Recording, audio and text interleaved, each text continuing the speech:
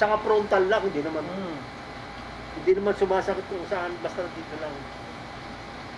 Dito ako napili, pinabayaan ako. Hindi naman umano, hindi ba umano yung dugo?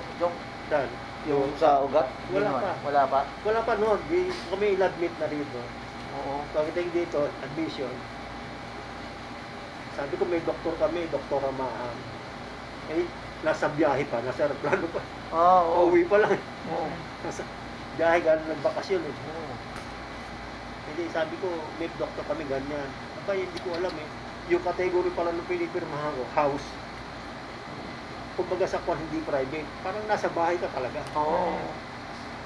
Eh, malaki pa bayad doon. Oo. Pero nakita ko 3,700 na kagad. Pero yung category niya house, may dagdag pa percentage pala yan. Pag gano'n.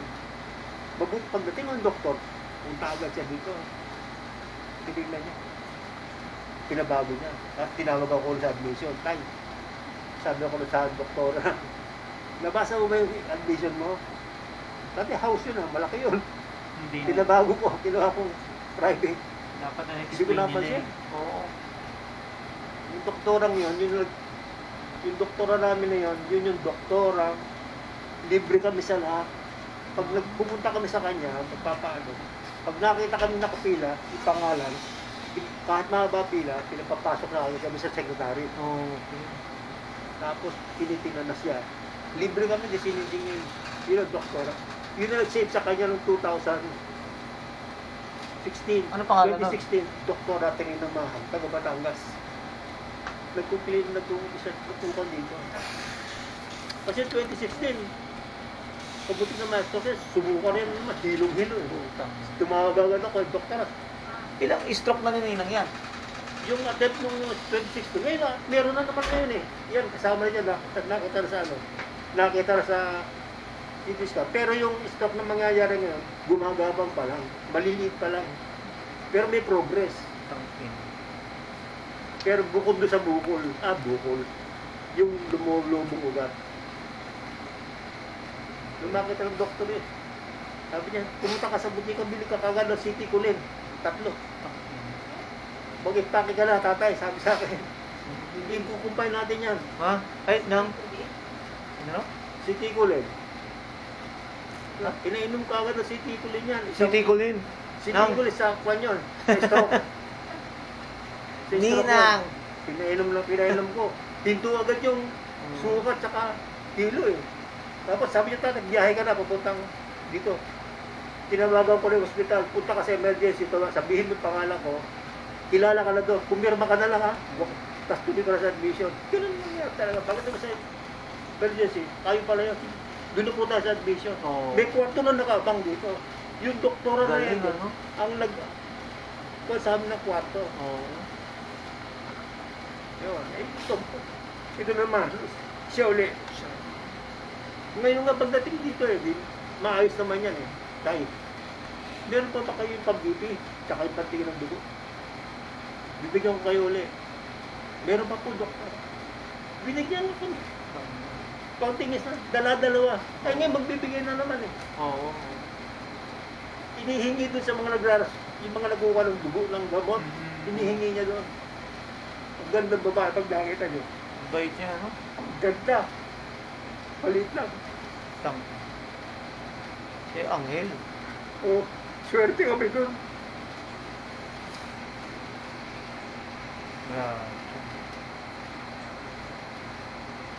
Ayan. Lahat ng examen niya, lahat ni good, wala eh. Nasa ihi wala makakita. Sana lang eh, no? May lagnat. May lagnat. 38, 37, 38, 38.5, 38.7, 39. Tupataas na. Laging 13 na plus na, magpo-40 na eh. Ayun, yung mga huling 2 araw. Eh, sinasabi ko na noon, Dok, sabi ko, Dok, pwede ba CT scan natin? Request ko lang po yung CT scan na. Siguro, yun, CT scan nakita nga, may lumo-lumo. Okay. Nakita na.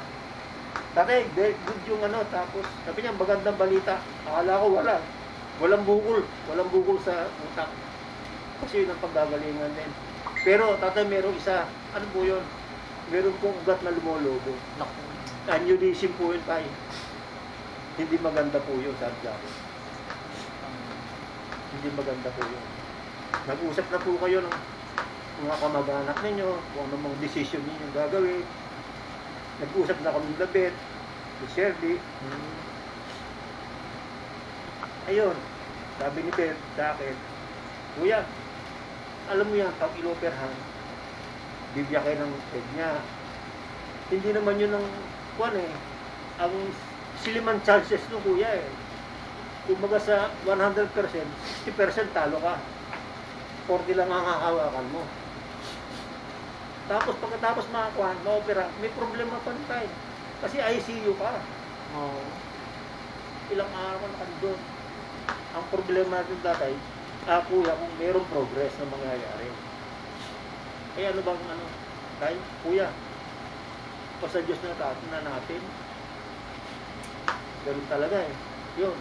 Pero yung doktora kanina, yung ako ng doktora namin, yung doktora Di Guzman na magaling sa operasyon sa neuro, yun ang inaantay. Pero pinagawa mo na yan para makita yung ugat. Yung talagang sa lugar, yung lumologo sa utak. Kaya pangalawa, CT scan niya. Tanong ko, magkano po yan? Kasi yung una, 15 eh. 15,000. Yung mga 21 ko, sige, tako. 21,000. Ayun, pagawa na. Yan, nakahanda na siya. Oo. Naantay na lang yung ng doktor. So yun yung CT scan ngayon. So, CT scan. Sabi naman dyan, ako'y nagsisisi rin kasi hindi ko na masyado maintindihan yung sinasabi ng doktor. Oo. Pagod na ako eh. Hindi ako makatulog. Kulang ako sa tulog, 1 oras, 2 oras. Hindi ko na maintindihan yung paliwanag. Nung naririnig ko si Diyan nagsasalita, nakikinig lang ako, naintindihan ko na. Yung pangalawang gagawin, doon makikita kung yung gamot na ibibigay ay magpapalit doon sa lumulog. Oo, sa ugat. Kaya may pag-asang lumiit para hindi mag-burst. Akala ko, ang solusyon na lang, opera. May gamot Kaya pa. sinabi ko sa doktor, kung operahin dok, wag na po. Sabi ng doktor, tatay, pro-life ako. Sabi ng doktor, pro-life po. Ako rin po, ako. Oo. Kaya lang, kung wala rin naman mangyayari po, ay, bakit Oo. pala ron? Hindi po. Kaya si Jam nang nakipag-usap. Pati si Shirley Dinawas ng doktor. Kanina, nagpaliwala na sila. Video call. Ay, kinig lang ako. Sabi ko, ganun pala yun. May pag-asa pa rin lumit yung lumolobo. Oo, yung malobo. Medicine ang gagawin yung medicine. Yung mga Impis, gamot. oo. Impis siya. Yun ang pag-asa. Eh, kita mo, alive na alive siya. Alam mo, impis ang puta. Nakainom na si Ninang noon. Nakainom na. Nag-umpisa na siya uminom nun, di pa? Hindi pa. Di pa. Makikita yun, yung sa second scan, Ah. kung ano yung gamot na gagamitin. Okay. Ito, pang ano na siya dyan, papais ka na siya ngayon. Oo, yung handa na siya. Kaya nga ganyan ang itsura niya. Para wag manghina, yung pagkain, dinudurog. Ang lahat ng gamot na maintenance, dinudurog. Okay. Meron lalagyan eh, parang buting akala mo yung pang-injection. Oo. Ganyan. Nasa yung tubo na sa ilong na yun, hanggang bituka yun. Gano'n? Pinapasok sa ilong. Nasasaktan siya, nakawa ko eh. Yan nga, masakit yan. Pero may gel. Pagdating sa tiyan, inuhay yung stethoscope, tinapasya siya, pinupupok yun dyan. Narinig ko, dumutulog yung stethoscope, tok, tok, tok, tok, tok. Oo. Ibig sabihin, nandito na sa loob. Eh, sa kabila naman, ginagawa, tok, tok, tok, tok. Okay na tayo, sabi sa akin, nandito na ako sa loob. Yan, ganyan na siya. May catheter na rin yan. Tak. Kompleto na yan. Masakit. Ang gabi nga, bago ako nakatulog ng konti, binadyohan ko na siya. Baka ako pag-ising ko, wala na. Para kahit pa parang may souvenir ako sa kanya.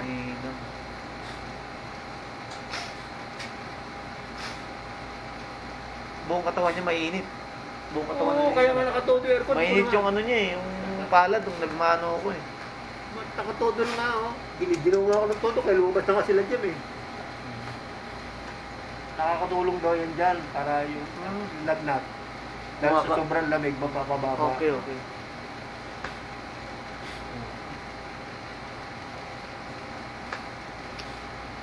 Yung masaya siya. Usap sila ni Shirley, ni Beth. Kaya lang si Beth ayaw humarap. Nakikinig lang. Kaya ganun, iniiwasan siguro ni Beth na makita siyang ganyan.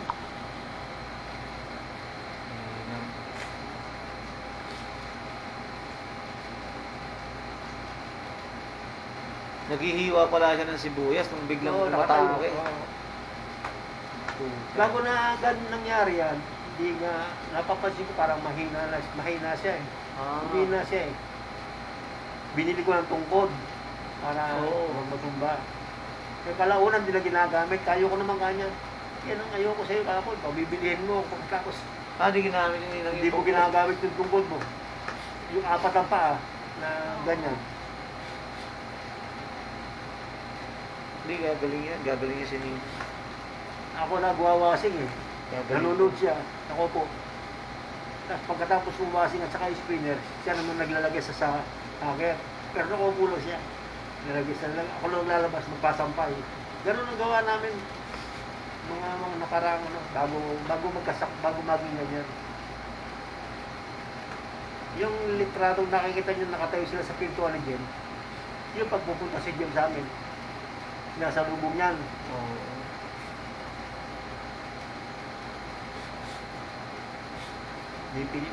Nagpipicture pala si Jen, kasama siya.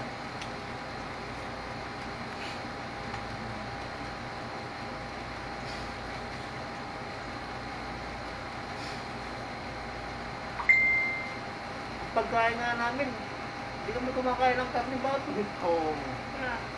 Ulay. Wala nang halos asin ang kinakain namin. Wala kaming betchin. Okay. Walang betchin, walang asin.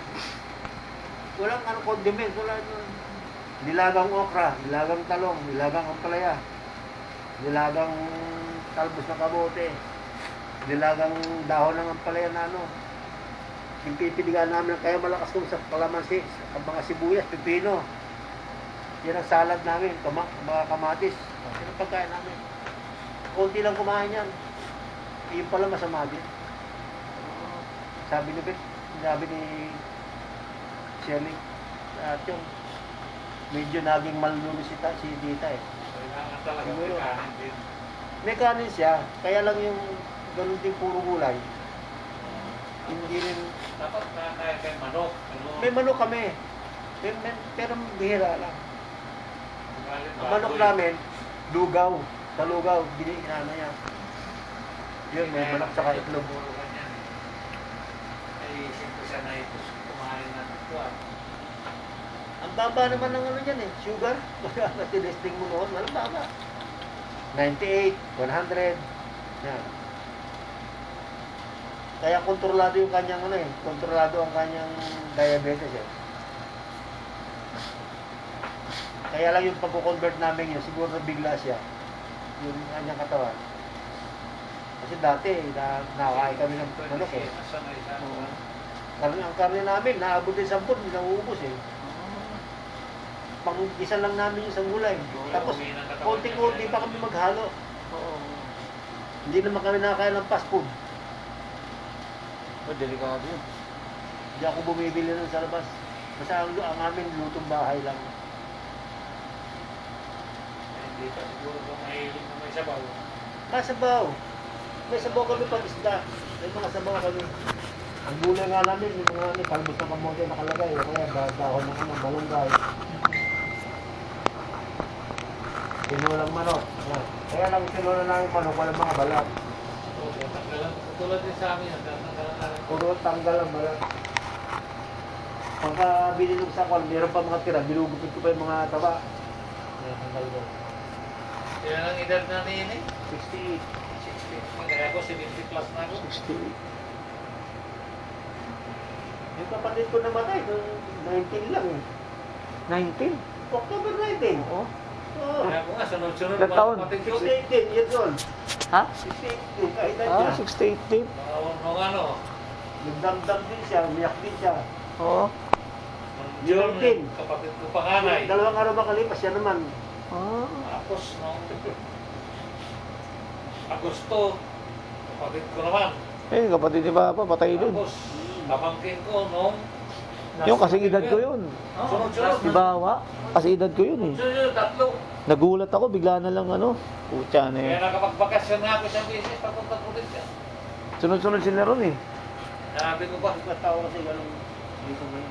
Kaya 46 years old lang din. 46 na ako eh. Namatay na Sabi ulit. ko, alang yan. Sabi ko, lakas-lakas nito. 40 ano ba? 46. Kausap lang namin nung isang, 1 week before. Or 1 month. Puta. Tatlo, sunod-sunod yun. Buwan-buwan. Ano yun? Ano naman yun, Jong? Leukemia. Leukemia. Biglaan din. Lumabas yung dugo sa ilong, sa mata, sa bunganga. Isip mo. Kaya tatlong ulit inuulit ang CBC niyan eh. Oo. Sa amin tatlong ulit pinukunan. Kasi yung una, hindi lumabas. Parang maganda rin. Pangalawa, ganoon din. Pangatlo, inulit. Oo. Kinulture na. Okay, kinulture Parang na. okay, wala naman.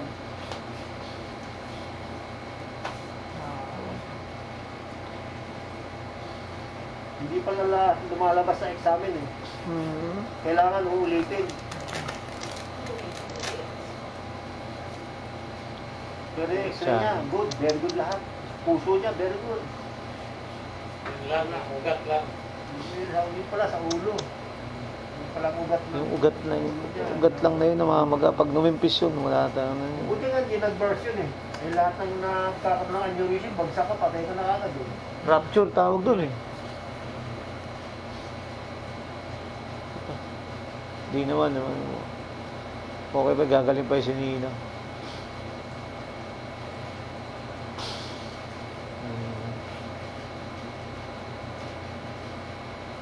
Eh, lahat na sinampay ko nga. Ngayon, nakasampay ko doon sa labas eh. Sarado, bahay niyo doon. Oo, pero nakasilong doon sa lalim ng buhok.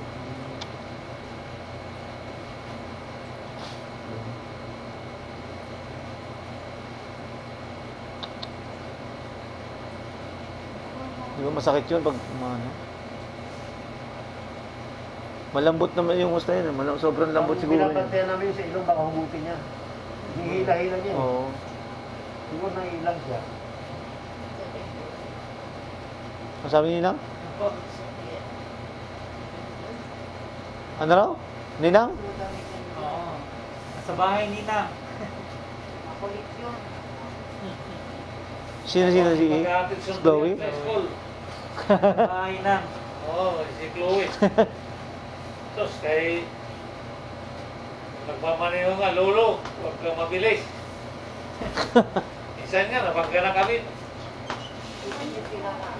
Pero, may nanong... Ano? May papasok na nurse. Sorry. Dito ka muna, mapuka mo. Dito ka na yun. Huwag mo na oh. Sa tabi ko. Dito ay papasok.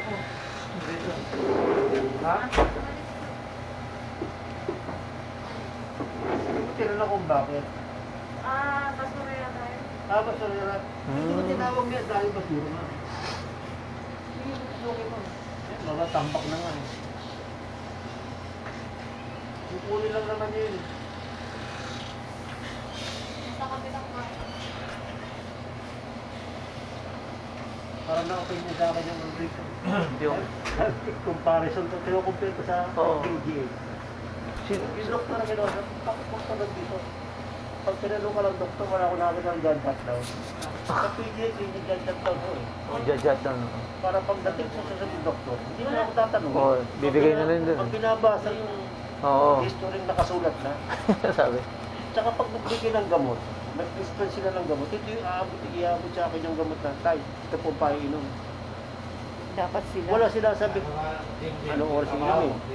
Ilang beses sa isang araw iinom, walang ganun eh. Oo. Sa PGS hindi, meron silang naka-printed na form, susunod yung pangalan ng gamot, milligram kanya, tapos naka-indicate doon, anong oras ka iinom sa umaga, sa hapon, sa gabi. Complete yan. Dapat ganun, oo. Tapos ipapaliwalag sa iyo, May checklist na siya eh. tapos ipapaliwalag sa iyo yung klase ng mga gamot na yun, kung anong epekto, side Yun. effects. Pinaliliwanag sa PGS eh. Kasi doon kami nagpapagamot. Doon nga ako yung ultrasound din nga ako ganito eh, pati sa prostate eh. Kaya ang prostate ko maliit lang eh, normal Oo. size eh. Kaya lang nagkaroon na ng COVID, kaya hindi na ako nakapagpasa. Tinuloy. Yung mata ko rin, sana nakakakita na rin ako. Hindi ka nahirapan ng lead niya. Kaya nga tinatanong ko, gusto mo nakalit ka? Wag! Ganyan lang daw. Di ba sinabi sa'yo kayo ng mga 1 oras pagkatapos ng pinakain?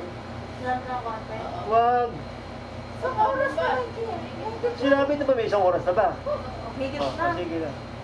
After 1 hour, saka siya, Iisis lang ng pababa. gaganon, Oh, chong. konti lang. Sige. Ah. Si Day. Ayun, si Day. Oh. Ganyan, Nay. Nay. Oh, yan. Hindi, ito mo susunod. Ayan, ninang mo.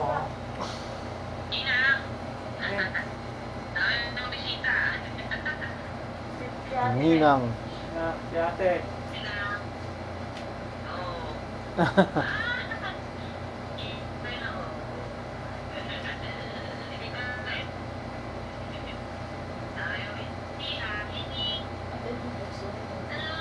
Ito. Anak. Jun. Ikaw. Ha? Yung anak niya. Itabit, wait lang. Ah, si Ana. Itabit Ah, ka lang. si Ana. Itabit. Nasaan yung bunso mo, sabi? Si Hana. Ah, si Tita Bet. At Tita Bet. Si itabit na pala yan.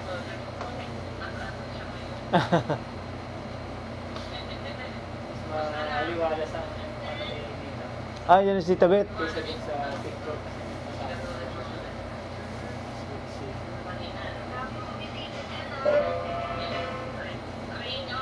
Basan mo na ang loob mo, ini. Ano yung oxygen? Kinain yung basura dahil dyan, kumagawa. Saan naman si Jim? Saan umuwi yan? Doon sa Manila. Kami. Dito.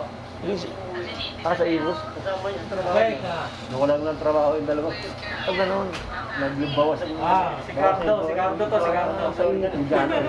Sa Ilos sila. Si nanay. Indiano ito yung Amerikano. Apollo eh. Nagbawas, nakasama sila. American Kasi Indian. yung kanyang posisyon, Tita Bet, oh. Yung vlogger. Tita Bet, oh. Oo. Vlogger, oh. Tita. Si Chong. Si Tita Bet pala eh. Oh, Bet. Oh.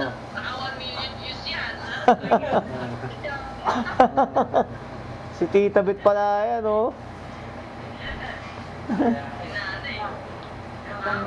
Ang pa ni nanay. Yan.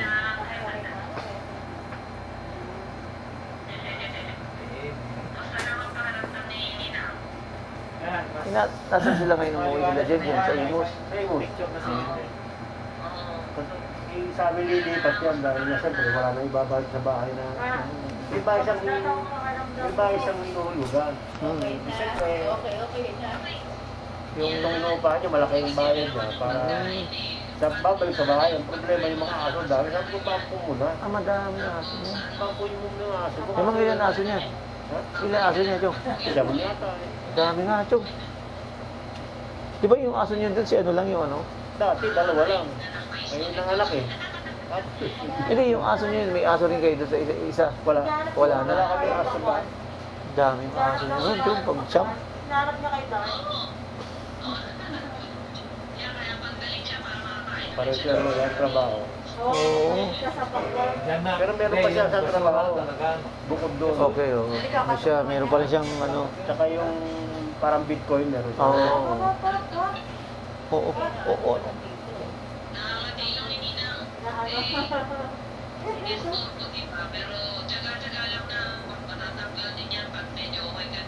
Oo, di ba sa'yo nang matutulog na?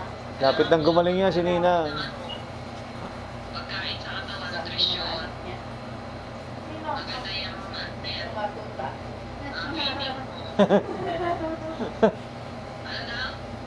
Sabi ko, lilipat na ako sa kanila. Sabi niya, kasama ko daw mga anak ko. Sabi ko, sino? Yung mga tuta. Alam mo yung batuta? Aso. Aso. 14. Ang dami naman ano? Pusa namin 12. 12?